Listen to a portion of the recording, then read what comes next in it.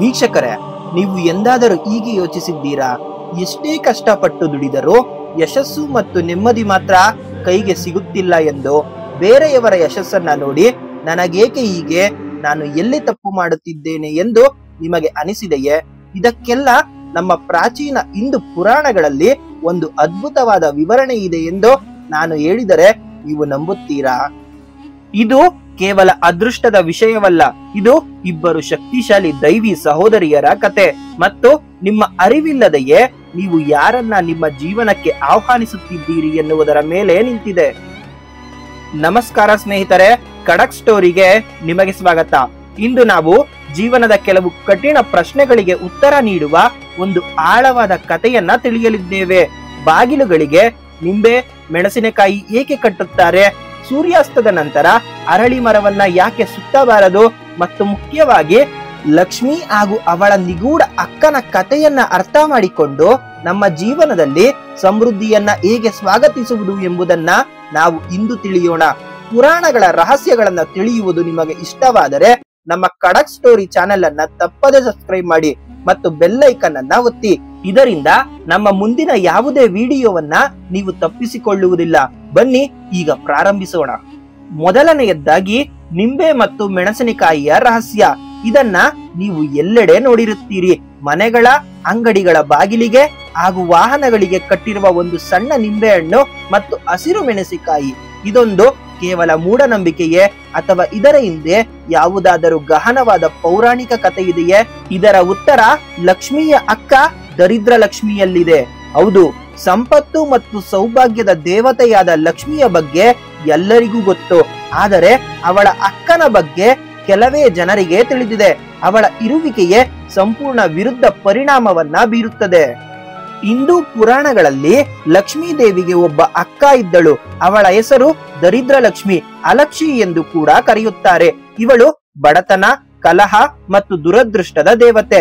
ಇಬ್ಬರ ಸ್ವಭಾವಗಳು ಸಂಪೂರ್ಣವಾಗಿ ವಿರುದ್ಧವಾಗಿದ್ದವು. ಲಕ್ಷ್ಮಿ ಪ್ರಸನ್ನಳಾದರೆ ಅವಳು ವ್ಯಕ್ತಿಗೆ ಸಂಪತ್ತು, ಸಂತೋಷ ಮತ್ತು ಶಾಂತಿಯನ್ನ ನೀಡುತ್ತಾಳೆ. ಆದರೆ ದರಿದ್ರ ಲಕ್ಷ್ಮಿ ಪ್ರಸನ್ನಳಾದರೆ ಅವಳು ವ್ಯಕ್ತಿಯ ಜೀವನದಲ್ಲಿ ಬಡತನ, ದುಃಖ ಮತ್ತು ಸಂಘರ್ಷವನ್ನ ತರುತ್ತಾಳೆ. ಪುರಾಣಗಳ ಪ್ರಕಾರ ದರಿದ್ರ ಲಕ್ಷ್ಮಿಗೆ ಹುಳಿ ಮತ್ತು ಖಾರದ ರುಚಿ ಎಂದರೆ ಬಹಳ ಇಷ್ಟ. ಪ್ರತಿ ಶುಕ್ರವಾರ ಮತ್ತು ಅಮಾವಾಸ್ಯೆಯ ದಿನಗಳಲ್ಲಿ ಅವಳ ಪ್ರಭಾವವು ಹೆಚ್ಚು ಪ್ರಬಲವಾಗಿರುತ್ತದೆ ಎಂದು ನಂಬಲಾಗಿದೆ. ಹಾಗಾಗಿ ಅವಳು ಮನೆ ಅಥವಾ ವ್ಯಾಪಾರ ಸ್ಥಳವನ್ನ ಪ್ರವೇಶಿಸದಂತೆ ತಡೆಯಲು ಅವಳ ಇಷ್ಟದ ಆಹಾರಗಳಾದ ನಿಂಬೆಹಣ್ಣು ಹುಳಿಯಾಗಿರುತ್ತದೆ ಮತ್ತು ಮೆಣಸಿನಕಾಯಿ ಖಾರವಾಗಿರುತ್ತದೆ. ಇದನ್ನ ಬಾಗಿಲಿಗೆ ಕಟ್ಟುತ್ತಾರೆ. ಇದರ ಹಿಂದಿನ ನಂಬಿಕೆ ಏನೆಂದರೆ, ದರಿದ್ರ ಲಕ್ಷ್ಮಿ ಬಂದಾಗ ಅವಳ ಇಷ್ಟದ ಆಹಾರ ಬಾಗಿಲಲ್ಲೇ ಸಿಗುತ್ತದೆ. ಅದರ ಸಾರವನ್ನ ಸೇವಿಸಿ ತೃಪ್ತಿಯಾಗಿ ಮನೆಯ ಮೇಲೆ ತನ್ನ ದೃಷ್ಟಿ ಬೀರದೆ ಅಲ್ಲಿಂದಲೇ ಹಿಂತಿರುಗುತ್ತಾಳೆ. ಇದು ದುರಾದೃಷ್ಟವನ್ನ ಗೌರವಯುತವಾಗಿ ದೂರವಿಡುವ ಒಂದು ಪ್ರಾಚೀನ ಮತ್ತು ಜಾಣ ಉಪಾಯ. ಇನ್ನು ಎರಡನೆಯದ್ದಾಗಿ ನೋಡುವುದಾದರೆ ಅರಳಿ ಮರದ ಸಂಜೆಯ ರಹಸ್ಯ. ಅರಳಿ ಮರವು ಅತ್ಯಂತ ಪವಿತ್ರವಾದ ವೃಕ್ಷಗಳಲ್ಲಿ ಒಂದು. ಇದು ವಿಷ್ಣು ಮತ್ತು ಲಕ್ಷ್ಮಿಯ ವಾಸಸ್ಥಾನವೆಂದು ನಂಬಲಾಗಿದೆ. ಜನರು ಆಶೀರ್ವಾದ ಪಡೆಯಲು ಇದನ್ನ ಪ್ರದಕ್ಷಿಣೆ ಮಾಡುತ್ತಾರೆ. ಆದರೆ ಶಾಸ್ತ್ರಗಳಲ್ಲಿ ಒಂದು ಕಟ್ಟುನಿಟ್ಟಿನ ಎಚ್ಚರಿಕೆ ಇದೆ. ಸೂರ್ಯಾಸ್ತದ ನಂತರ ಇದನ್ನ ಎಂದಿಗೂ ಮಾಡಬಾರದು. ಇದರ ಹಿಂದಿನ ಕಥೆಯು ವಿಷ್ಣುವು ಲಕ್ಷ್ಮಿಯನ್ನ ವಿವಾಹವಾಗಲು ಬಯಸಿದಾಗ ಪ್ರಾರಂಭವಾಗುತ್ತದೆ. ತನ್ನ ಅಕ್ಕನಿಗೆ ಮೊದಲು ವಿವಾಹವಾಗಬೇಕು, ನಂತರವೇ ತಾನು ಮದುವೆಯಾಗುವುದಾಗಿ ಲಕ್ಷ್ಮಿ ಹೇಳುತ್ತಾಳೆ. ವರನ ಹುಡುಕಾಟ ಪ್ರಾರಂಭವಾಗುತ್ತದೆ. ಆದರೆ ಕುರೂಪಿ ಮತ್ತು ಅಮಂಗಳಕಾರಿ ಎಂದು ವರ್ಣಿಸಲಾದ ದುರಾದೃಷ್ಟ ದೇವತೆಯನ್ನ ಮದುವೆಯಾಗಲು ಯಾರೂ ಮುಂದೆ ಬರುವುದಿಲ್ಲ. ಕೊನೆಗೆ ಉದ್ದಾಲಕ ಎಂಬ ಋಷಿ ಅವಳನ್ನ ಮದುವೆಯಾಗಲು ಒಪ್ಪುತ್ತಾರೆ. ಆದರೆ ಅವಳನ್ನ ತನ್ನ ಆಶ್ರಮಕ್ಕೆ ಕರೆತಂದಾಗ ಅವಳು ಒಳಗೆ ಪ್ರವೇಶಿಸಲು ನಿರಾಕರಿಸುತ್ತಾಳೆ. ಅವನ ಮನೆಯು ಯಜ್ಞ ಮತ್ತು ಪ್ರಾರ್ಥನೆಗಳಿಂದ ಪವಿತ್ರವಾಗಿ ಸಕಾರಾತ್ಮಕ ಶಕ್ತಿಯಿಂದ ತುಂಬಿತ್ತು. ಅಂತಹ ಪವಿತ್ರ ಸ್ಥಳದಲ್ಲಿ ದರಿದ್ರ ಲಕ್ಷ್ಮಿ ಇರಲು ಸಾಧ್ಯವಿರಲಿಲ್ಲ. ಗೊಂದಲಕ್ಕೊಳಗಾದ ಉದ್ದಾಲಕ ಋಷಿ ಮಾರ್ಗದರ್ಶನ ಪಡೆಯಲು ಹೋಗುವಾಗ ಅವಳನ್ನ ಒಂದು ಅರಳಿ ಮರದ ಕೆಳಗೆ ಕೂರಿಸಿ ಹೋಗುತ್ತಾರೆ. ಆಗ ಸಂಜೆಯಾಗಿತ್ತು. ಆದರೆ ಋಷಿಗಳು ಮರುದಿನ ಬೆಳಗ್ಗೆಯವರೆಗೂ ಹಿಂತಿರುಗಲಿಲ್ಲ. ದರಿದ್ರ ಲಕ್ಷ್ಮಿ ಆ ಇಡೀ ರಾತ್ರಿಯನ್ನ ಅರಳಿ ಮರದಲ್ಲೇ ಕಳೆಯುತ್ತಾಳೆ.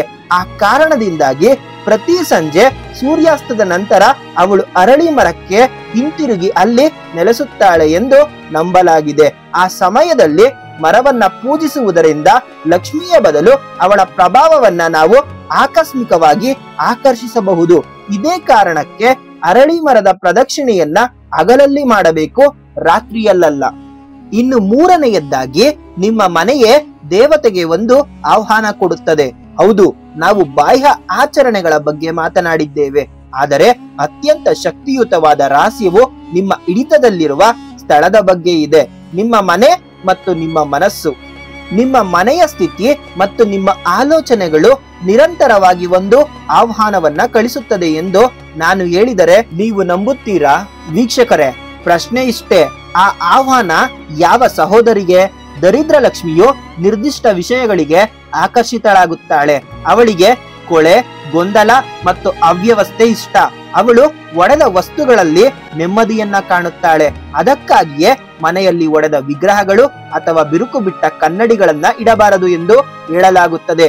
ಎಲ್ಲಿ ಅಗೌರವ, ಅಸೂಯೆ, ಕೋಪ ಮತ್ತು ದುರಾಸೆ ಇರುತ್ತದೆಯೋ ಅಲ್ಲಿ ಅವಳು ವಾಸಿಸುತ್ತಾಳೆ. ಇದಕ್ಕೆ ವಿರುದ್ಧವಾಗಿ ಲಕ್ಷ್ಮೀ ದೇವಿಯು ಸ್ವಚ್ಛತೆ, ಶುದ್ಧತೆ ಮತ್ತು ಶಾಂತಿ ಇರುವ ಸ್ಥಳದಲ್ಲಿ ನೆಲೆಸುತ್ತಾಳೆ. ಜನರು ಒಬ್ಬರನ್ನೊಬ್ಬರು ಪ್ರೀತಿ ಮತ್ತು ಗೌರವದಿಂದ ಕಾಣುವ, ಮಹಿಳೆಯರನ್ನ ಗೌರವಿಸುವ ಮತ್ತು ಸಂತೃಪ್ತಿ ಹಾಗೂ ಉದಾರತೆಯ ಭಾವನೆಯ ಇರುವ ಮನೆಗಳಲ್ಲಿ ಅವಳು ಆಕರ್ಷಿತಳಾಗುತ್ತಾಳೆ. ಆದ್ದರಿಂದ ನಿಮ್ಮ ಮನೆಯನ್ನು ಮತ್ತು ಮನಸ್ಸನ್ನ ಸ್ವಚ್ಛವಾಗಿಟ್ಟುಕೊಳ್ಳುವುದು ಕೇವಲ ದೈಹಿಕ ಕ್ರಿಯೆಯಲ್ಲ, ಅದೊಂದು ಆಧ್ಯಾತ್ಮಿಕ ಕ್ರಿಯೆ. ನೀವು ಮನೆಯನ್ನ ಸ್ವಚ್ಛಗೊಳಿಸಿದಾಗ ನೀವು ಕೇವಲ ಧೂಳನ್ನ ತೆಗೆದುಹಾಕುತ್ತಿಲ್ಲ, ನೀವು ದರಿದ್ರ ಲಕ್ಷ್ಮಿ ನೆಲೆಸುವ ಸಾಧ್ಯತೆಯನ್ನ ತೆಗೆದುಹಾಕುತ್ತಿದ್ದೀರಿ. ನಿಮ್ಮ ಮನಸ್ಸಿನಿಂದ ಅಸೂಯೆ ಮತ್ತು ಕೋಪವನ್ನ ತೆಗೆದುಹಾಕಿದಾಗ ನೀವು ಲಕ್ಷ್ಮಿಯ ಆಶೀರ್ವಾದವನ್ನ ಒಳಗೆ ಬರಲು ಜಾಗ ಮಾಡುತ್ತಿದ್ದೀರಿ. ಆಯ್ಕೆ ಪ್ರತಿದಿನ ನಿಮ್ಮ ಕೈಯಲ್ಲಿದೆ. ನಾವು ದುರಾದೃಷ್ಟವನ್ನ ಸ್ವಾಗತಿಸುವ ನಕಾರಾತ್ಮಕ ಮತ್ತು ಗೊಂದಲಮಯ ವಾತಾವರಣವನ್ನ ಸೃಷ್ಟಿಸುತ್ತೇವೆಯೇ ಅಥವಾ ಸಮೃದ್ಧಿಯನ್ನ ಆಹ್ವಾನಿಸುವ ಶುದ್ಧತೆ ಮತ್ತು ಶಾಂತಿಯ ಸ್ಥಳವನ್ನ ನಿರ್ಮಿಸುತ್ತೇವೆಯೇ? ಹಾಗಾದರೆ ಈ ನಂಬಿಕೆಯ ಪ್ರಕಾರ ಕೆಟ್ಟ ಅದೃಷ್ಟ ಅಥವಾ ಪ್ರಯತ್ನಗಳ ವೈಫಲ್ಯ ಎಂಬ ಭಾವನೆ ನಮ್ಮದೇ ಕ್ರಿಯೆಗಳು ಮತ್ತು ಪರಿಸರದಿಂದ ಆಕರ್ಷಿತವಾದ ದರಿದ್ರ ಲಕ್ಷ್ಮಿಯ ಪ್ರಭಾವವಾಗಿದೆ. ಇದನ್ನ ಅರ್ಥ ಮಾಡಿಕೊಳ್ಳುವ ಮೂಲಕ ನಾವು ಲಕ್ಷ್ಮಿಯನ್ನ ಸಕ್ರಿಯವಾಗಿ ಸ್ವಾಗತಿಸಲು ಪ್ರಯತ್ನಿಸಬಹುದು. ನಿಂಬೆಹಣ್ಣು ಮತ್ತು ಮೆಣಸಿನಕಾಯಿ ಕಟ್ಟುವ ಸರಳ ಕ್ರಿಯೆಯಿಂದ ಹಿಡಿದು ಸಂಜೆ ಅರಳಿ ಮರವನ್ನ ಸುತ್ತುವುದನ್ನ ತಪ್ಪಿಸುವುದು ಮತ್ತು ಮುಖ್ಯವಾಗಿ ಸ್ವಚ್ಛವಾದ ಮನೆ ಹಾಗೂ ಶುದ್ಧವಾದ ಹೃದಯವನ್ನ ಹೊಂದುವ ಮೂಲಕ ಈ ಪ್ರಾಚೀನ ಕಥೆಗಳು ನಮಗೆ ಸಮೃದ್ಧ ಮತ್ತು ಶಾಂತಿಯುತ ಜೀವನಕ್ಕೆ ಒಂದು ಮಾರ್ಗಸೂಚಿಯನ್ನ ನೀಡುತ್ತದೆ. ಈ ವಿಷಯದಲ್ಲಿ ನಿಮಗೆ ಯಾವುದು ಅತ್ಯಂತ ಆಸಕ್ತಿದಾಯಕ ಎನಿಸಿತೋ? ಜೀವನದ ರಹಸ್ಯಗಳನ್ನ ವಿವರಿಸುವ ಇಂತಹ ಬೇರೆ ಪೌರಾಣಿಕ ಕಥೆಗಳು ನಿಮಗೆ ತಿಳಿದಿದೆಯೇ? ನಿಮ್ಮ ಅನಿಸಿಕೆಗಳನ್ನ ಕೆಳಗೆ ಕಮೆಂಟ್ ಬಾಕ್ಸ್ ನಲ್ಲಿ ಹಂಚಿಕೊಳ್ಳಿ. ಅವುಗಳನ್ನ ಓದಲು ನಾನು ಇಷ್ಟಪಡುತ್ತೇನೆ. ಈ ವಿಡಿಯೋ ನಿಮಗೆ ಹೊಸ ದೃಷ್ಟಿಕೋನವನ್ನ ನೀಡಿದ್ದರೆ ದಯವಿಟ್ಟು ಲೈಕ್ ಬಟನ್ ಒತ್ತಿ ಮತ್ತು ಇದು ಉಪಯುಕ್ತವಾಗಬಹುದು ಎನಿಸುವ ನಿಮ್ಮ ಸ್ನೇಹಿತರೊಂದಿಗೆ ಶೇರ್ ಮಾಡಿ. ಈ ಪಯಣದಲ್ಲಿ ನನ್ನೊಂದಿಗೆ ಸೇರಿದ್ದಕ್ಕಾಗಿ ಧನ್ಯವಾದಗಳು. ಮುಂದಿನ ವಿಡಿಯೋದಲ್ಲಿ ಮತ್ತೆ ಸಿಗೋಣ. ಸ್ನೇಹಿತರೆ, ನಿಮ್ಮ ಆರೋಗ್ಯದ ಮೇಲೆ ಗಮನವಿರಲಿ. ವಿಡಿಯೋವನ್ನ ಕೊನೆಯವರೆಗೂ ನೋಡಿದ್ದಕ್ಕಾಗಿ ಧನ್ಯವಾದಗಳು.